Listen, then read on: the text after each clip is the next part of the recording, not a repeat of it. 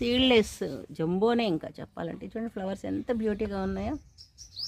నిమ్మ మొక్క ఫ్రెండ్స్ ఎంత బాగున్నాయి చూడండి. అసలు ఎలా గుత్తులు గుత్తుగా, అసలు నేను అయిపోయింది అనుకున్నాను, మళ్ళీ వచ్చేసాయి ఫ్లవర్స్.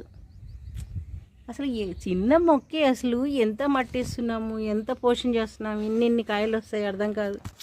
ఇది మేబీ హైబ్రిడ్, ఇది పిచ్చిది.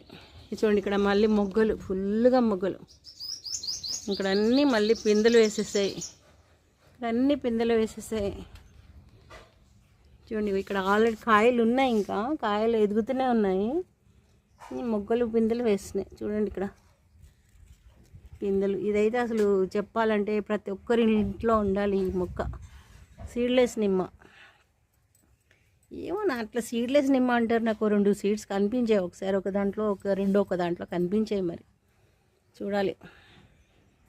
సీడ్లెస్ అయితే పాపం మళ్ళీ నెక్స్ట్ ఇంకో మొక్క కావాలంటే ఇలాగ కష్టం కదా. అంటే మొక్కలతో అంటే ఎన్నని పెడతారు, ఎన్నని చేస్తారు. సరే, సో ఇది చూడండి ఎలా ఉందో నా మిద్దె తోటలో. ఇది ఒక బంగారం అనే చెప్పాలి. పిచ్చి పిచ్చిగా కాతలు కాస్తుంది. ఇప్పుడు వచ్చే సమ్మర్ కాబట్టి ఇవన్నీ కాయలు కాస్తూ ఉంటే ఎలా ఉంటుంది ఫ్రెండ్స్. అసలు ఎంత అందంగా ఉంచండి. ఫ్లవర్ స్మెల్ కూడా అసలు గుబాయిస్తుంది. Beautiful, it is beautiful.